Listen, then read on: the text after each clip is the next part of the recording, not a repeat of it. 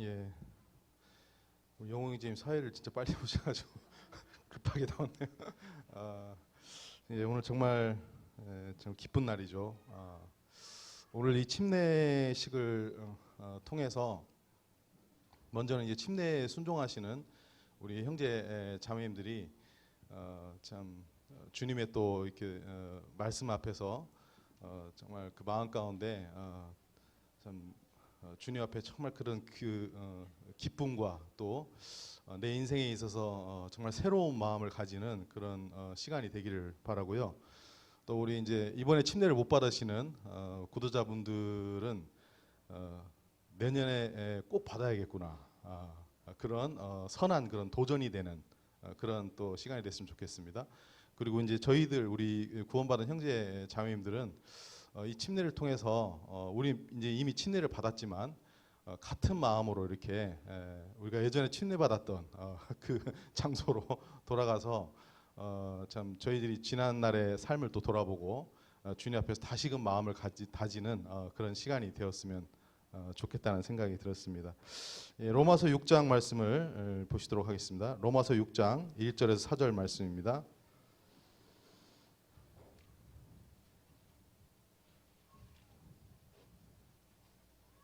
예, 로마서 6장 1절에서 4절 말씀.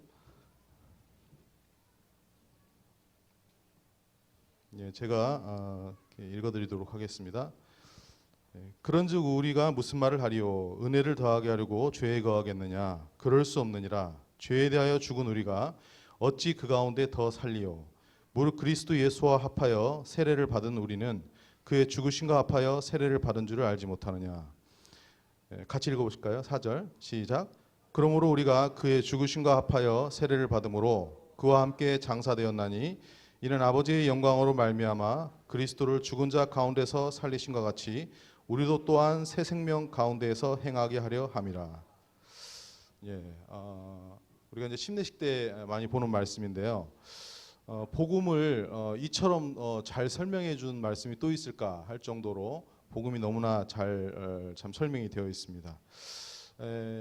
우리 주님이 주신 저희에게 주신 이 은혜는 죄에 거하게 하는 그런 은혜가 아니라 죄에서 정말 자유하게 하시고 죄를 점점 이겨가는 그런 놀라운 은혜죠. 그래서 단지 저희들의 죄를 사하실 뿐만 아니라 저희를 그 체질을 바꿔주신 거잖아요. 그래서 그 그리스도인의 그 구원은 단지 어떤 생각 정도 바꾼 것이라든지 단지 어떤 그런 마음의 변화를 일으킨 것이 아니라 무슨 교육으로 뭔가를 이렇게 이루는 정도였던 그런 것이 아니라 사람 자체를 바꿔버리는 모양이 바뀌는 게 아니라 그 근본 그 속에 근본적인 그 영혼부터 시작해서 거듭나게 하고 그렇게 바꾸는 그것이 놀라운 우리 주님의 이 복음이라는 거.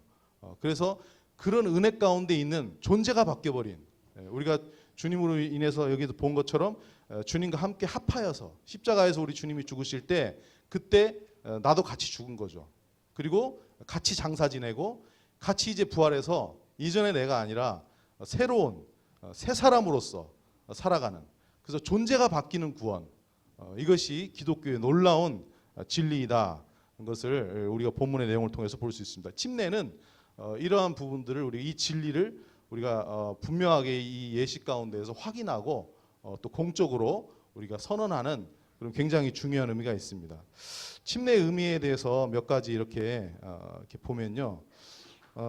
먼저 침례는 구원은 아닙니다. 침례를 받았다고 해서 구원받는 건 아니죠. 침례 이전에 우리가 구원을 받죠.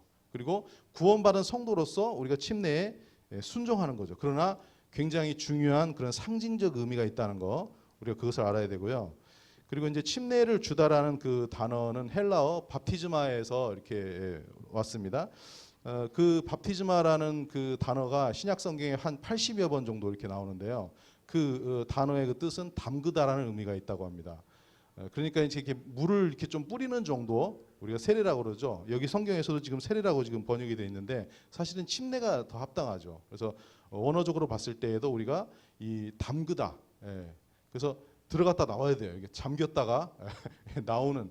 왜 그러냐면 그 안에 굉장히 중요한 의미가 있다는 거죠.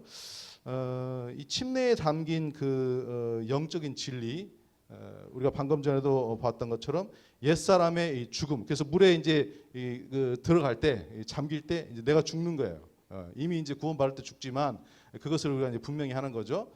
그래서 이제 예전에는 침례 받을 때 그랬다고 그래요. 주변에 믿지 않는 친구들이 이렇게 서가지고 인사를 했다고 그래요. 예를 들어서 이제 우리 우석 형제님이 이제 물에 들어가잖아요. 그러면 우석아 잘 가 그렇게 인사를 했대요.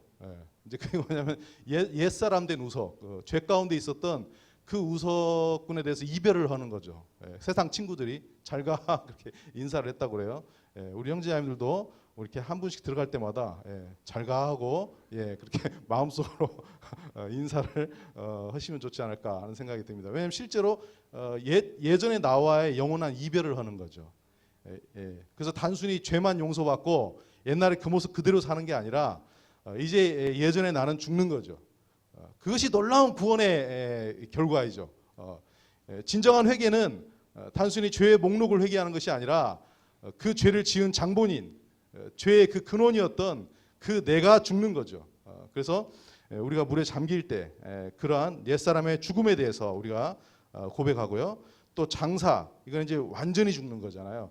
그 죽은 것이 그냥 죽은 게 아니라 완전히 죽는다는 것을 말하고 있죠.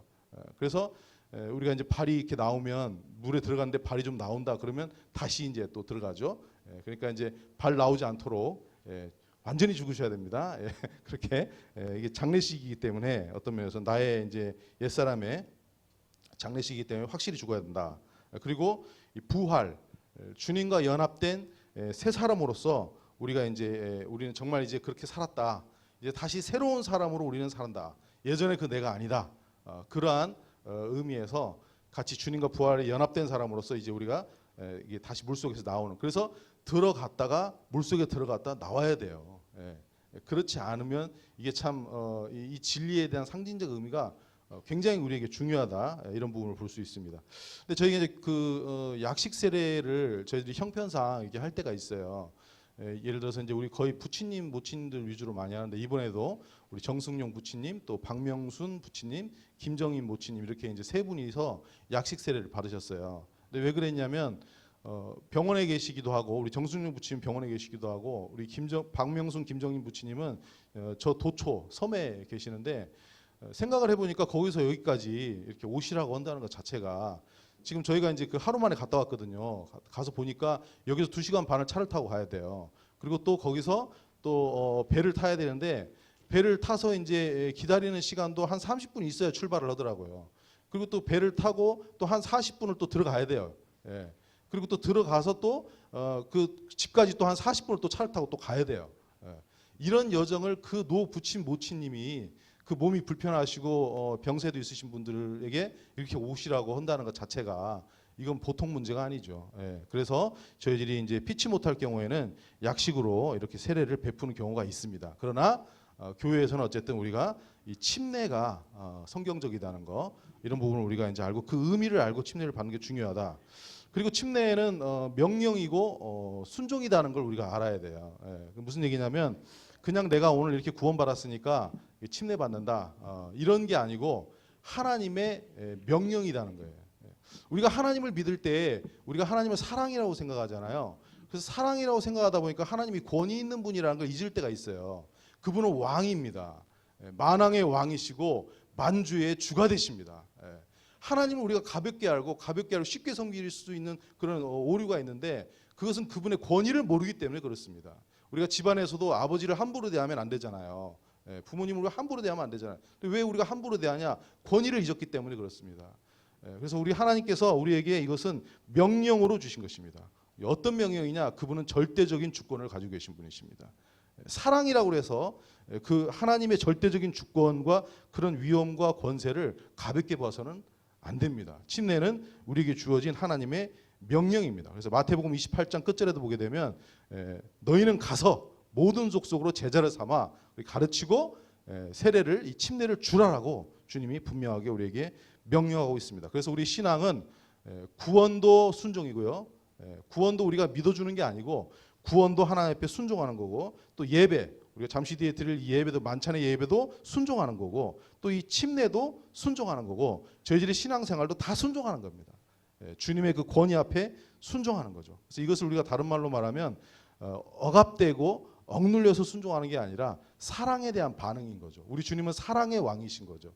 그래서 그 사랑 앞에 우리의 마음이 순종하는 마음으로 우리가 이렇게 나타나는 거죠. 그래서 어떤 분은 그렇게 얘기를 하더라고요. 진리를 순종하지 않는다면 결코 성경의 다른 진리를 배울 수 없다. 신앙은 순종이죠. 순종하지 않는다면 결코 진보할 수 없고 다른 성경의 진리, 성경 아무리 봐도 순종하지 않는다면 성경을 알 수가 없어요. 우리가 정말로 이 순종에 대한 의미를 침례는 또 순종이다 이런 부분을 다시금 생각해 보면 좋을 것 같습니다. 그리고 세 번째로 볼 수 있다면 주님을 믿고 사랑하는 신앙의 공적인 고백이다. 그래서 집에서 개인적으로 할 수 있지만 그렇지 않고 교회 가운데 우리가 이제 같이 나와서 이렇게 공적으로 모든 사람들이 보는 앞에서 공적인 고백을 이렇게 하는 거죠.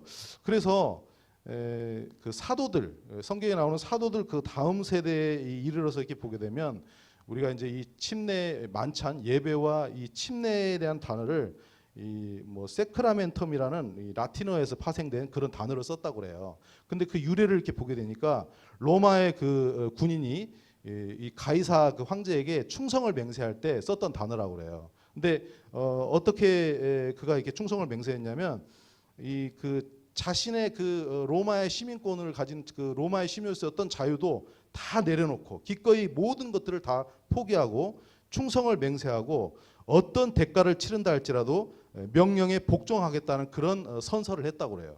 그래서 이 단어를 썼다고 합니다. 근데 이 단어가 점차적으로 그리스도인들에게 대해서 이렇게 사용되기 시작했는데 그리스도인이 세상을 대하여 자신의 영과 혼과 몸이 모두 그리스도에게 속했음을 고백하고 우리 예수 그리스도에게 충성하겠다는 그런 표시로 순종하는 이 침례와 만찬의 예배의 의미로 사용하는 것으로 바뀌었다고 합니다.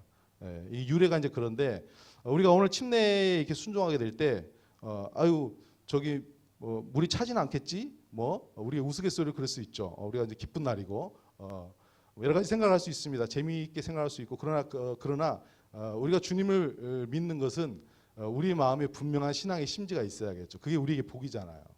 그래서 이 물 속에 들어가고 나오고 이 침례가 주님 저의 주인이 저의 왕이 십자가에서 저를 대신해서 희생하신 우리 주님, 우리 하나님이 저의 주인이 되시고 저의 왕이 되십니다. 이제 저는 저의 영혼과 저의 영, 혼, 몸 그 모든 것이 우리 주님께 속했음을 저는 고백합니다. 이제 저의 생각대로 저의 마음대로 사는 것이 아니라 이제 우리 주님을 따라서 저를 사랑하시고 저를 구원하시기 위해서 십자가에서 그 모든 물과 피를 흘리신 그 주님을 사랑하고 주님의 말씀에 순종하는 그런 삶을 살겠습니다. 그런 고백으로 이 침례를 받아야 그래서 죽고 사는 거죠. 단순히 생각만 바뀌는 게 아니라는 거죠. 그래서 개인적인 단순한 구주가 될 뿐만 아니라 우리의 삶 속에서 섬김을 받으셔야 되는 최고의 주님이시자 유일한 주님으로서 그분을 우리가 고백하고 공적으로 이렇게 고백하는 그런 의미가 있다는 거죠. 그래서 많은 그 이교도 그런 국가에서 이 침례를 굉장히 민감하게 생각했다고 그래요. 왜? 이 침례를 받은가 동시에 어떻게 되냐면 주인이 바뀌는 거예요. 그렇기 때문에 침례를 받은가 동시에 잡아가고 막 죽고 막 그랬던 거예요. 그래서 그런 의미가 있다는 거. 그래서 우리가 그런 믿음의 태도를 가지고 침례를 받아야 된다는 거예요. 지금은 뭐 침례 받는다고 해서 뭐 순교당하고 그런 건 아니에요. 그러나 우리가 그 정신만큼은 우리의 삶 가운데에서 정말 그런 우리 마음의 그런 태도를 가지고 정말 그 침례를 받는 게 중요하다. 그래서 자신의 그런 환경과 어떠한 그 희생을 감수하라고라도 그런 것을 뛰어넘어서 믿음의 신앙에 간증을 하는 거. 주님은 우리를 위해서 십자가를 지실 때 부끄러워하지 않으셨잖아요. 우리가 그 주님을 부끄러워하면 되겠습니까? 잘 들으시죠? 우리 침례 앞두고 계신 형제자매님들 여기 앞에 계시면 이제 정신이 없어요. 지금 저희 들어가서 어떻게 할 건가 뭐 이렇게 하는데 어쨌든 잘 들으시길 바라고요. 그래서 이제 제가 이제 구원 간증할 때 이렇게 이제 보니까 어떤 제가 이름을 호명하지는 못하겠고 어떤 우리 학생 같은 경우는 좀 내성적이에요. 그래서 구원 간증을 하는 데 있어서 굉장히 두려워하더라고요. 그래서 구원 간증 그래도 해야 된다 이렇게 이제 설득을 했더니 닭똥 같은 눈물을 막 흘리더라고요. 자기를 벗어나는 거예요. 이게 침례가 보통이 아니, 이게 주님 앞에서 영적인 굉장한 고백이고 시인이기 때문에, 또 어떤 분들 같은 경우는 세상에 살았던 그런 자신의 어떤 그런 그 이전의 삶, 그런 걸 내려놓고 자기를 꺾고 주님 앞에 침례를 받고, 모든 그런 그 삶의 그런 방식을 뒤로 하고 주님 앞에 나오고, 또 어떤 어려운 상황과 그런 형편에 처해 있든지 간에, 우리 어떤 학생 같은 경우는 예전에 교회 다닌다고 아버지한테 얘기했더니 그 자리에서 뺨을 3대 때리더래요. 그리고 그냥 울면서 끝났대요.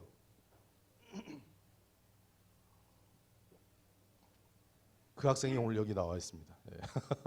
그렇게 주님 앞에 어떤 상황이 있다 할지라도 믿음을 고백하고 이렇게 침례에 순종하는 모습이 너무나도 아름답고, 우리가 그런 태도를 가지는 거. 그리고 침례를 통해서 우리가 알아야 될 것에 대해서 몇 가지를 말씀드리고 말씀을 마치겠습니다. 시간이 3분밖에 안 남았네. 그 첫 번째 이제 연합에 대해서 말씀을 드리겠습니다. 이 침례는 물속에 같이 이제 나 혼자 들어가는 게 아니고 예수님과 함께 죽고 예수님과 함께 장사 지내고 예수님과 함께 부활하는 거죠. 그래서 예수님과 연합되는 의미가 있죠. 그래서 예수님과 온전히 하나 된 삶을 사는 거예요. 죄에 대해서는 분명히 죽고 이제 하나님에 대해서 살겠다는 그런 연합의 의미가 있습니다. 예전에 그런 나의 방식대로 사는 게 아니라, 그래서 연합을 우리가 분명히 알아야 되고요. 그리고 두 번째는 죽음에 대한 의미가 있습니다. 우리가 이제 들어갈 때 죽잖아요. 그럼 뭐가 죽냐? 어떤 게 죽냐? 구체적으로 말씀을 드리면요. 첫 번째는 우리가 죄의 형벌에 대해서, 하나님의 의의 심판에 대해서 죽는 겁니다. 예수 그리스도께서 우리를 대신해서 속죄를 받으시고, 속죄를 해주시고, 죄의 형벌에 대해서 그분이 대신 받으시고, 의의, 하나님의 거룩하신 그와 의의 그런 그 요구에 대해서, 율법의 그 심판의 요구에 대해서 예수님이 대신 죽어주셨죠. 그 죽음이 나와 동일시되는 거죠. 그래서 내가 구원을 받는 거죠. 거기에 대한 죽음이 있고요. 또 그리고 두 번째로는 옛사람, 죄를 지은 장본인이 누구예요? 그게 나잖아요. 그 옛사람의 그 죽음의 의미가 있습니다. 그래서 이제 구원받은 성도들이 정말 저희들이 생각해야 할 부분이 나 위에 살면 안 된다는 거예요.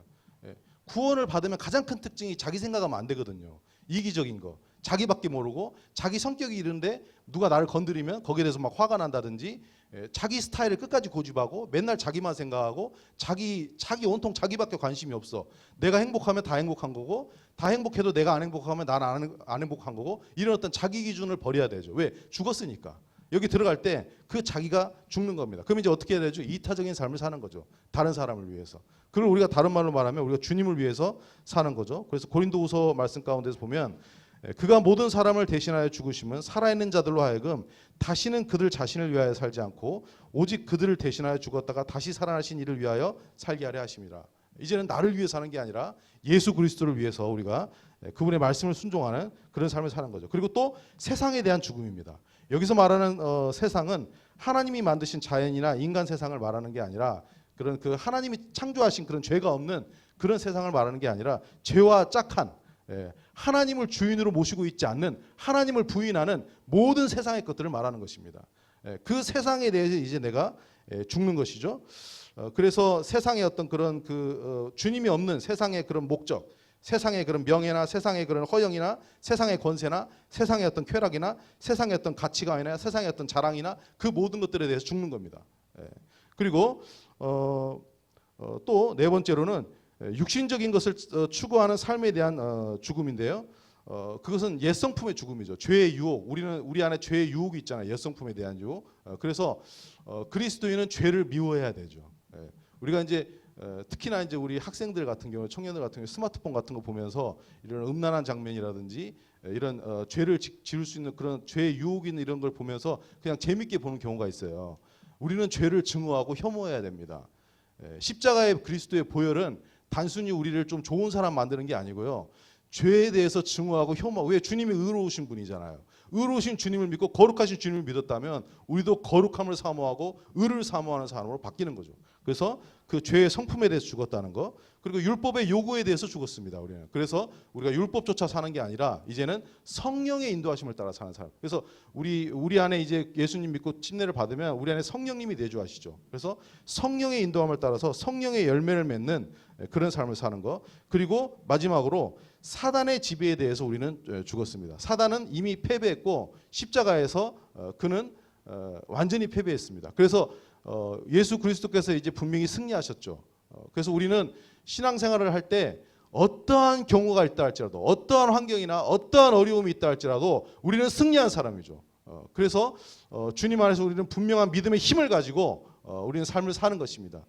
그래서 세상의 어떠한 것들을 통해서 우리가 좌지우지되는 것이 아니라 어떤 환경이나 어떤 개인적인 어떤 어려움을 가지고 낭망하는 것이 아니라 우리는 낭망할 수가 없는 자죠. 우리는 승리하는 그런 신앙의 삶을, 우리 주님께서 승리하셨기 때문에 그런 삶을 사는 사람이다, 그것을 말할 수 있습니다. 그리고 장사됨에 대해서 말할 수 있는데, 그것은 우리 주님의 고난을 생각해야 됩니다. 우리 주님이 저희를 대신해서 진노를 받으셨습니다. 물속에 들어갈 때 우리 주님이 십자가에서 저희를 대신해서 죽으신 것에 대해서 저희는 생각해야 됩니다. 그래서 내가 그냥 침례받는다, 내가 그냥 고백한다, 그런 차원이 아니라 이 침례의 주인공은 예수 그리스도 우리 주님이시죠. 나를 대신해서 희생하시고 그 어마어마한 그 고통의 대가를 치르신 그 주님만을 생각하고 우리는 침례에 순종해야 될 것입니다. 마지막으로 우리는 부활에 대해서 생각해 볼 수 있습니다. 이제 물에서 나올 때 우리는 부활을 우리가 이제 주님의 부활과 연합된 자로 사는 건데, 그것은 우리의 신앙의 삶을 말합니다. 구원은 시작일 뿐이지 결과가 아니죠. 마라톤에 출전할 수 있는, 신앙의 경주를 할 수 있는 출전권을 얻은 거죠. 출전권을 얻고 마라톤을 안 하는 사람이 누가 있겠습니까? 구원을 받고 구원으로 만족하고 신앙생활을 안 한다면 그건 말이 안 되는 거죠. 그래서 우리가 부활을 할 때 새 생명으로서 우리가 신앙의 삶을 사는 거. 그래서 그것이 가장 중요한 게 뭐냐면 교회죠. 예수님이 죽으시고 부활하시고 성령님이 이 땅에 오시고 교회가 세워졌죠. 그래서 교회와 함께하고 교회를 사랑하고 교회를 섬기고, 그래서 우리의 신앙이 이 교회 가운데서 정말로 인격적으로 서로 사랑하고 서로 섬겨주고, 방금 전에 이 모든 것들을 우리가 유념하고 기억하지만 인격적인 거죠. 그래서 우리 형제자매들 그렇게 못한다고 우리가 정죄한다거나 그런 게 아니라 서로 사랑하고 서로 섬겨주면서 신앙의 놀라운 경주를 믿음으로 할 수 있도록 우리가 격려하고 사랑하고 기도해 줬으면 좋겠습니다. 이상 말씀 마치겠습니다.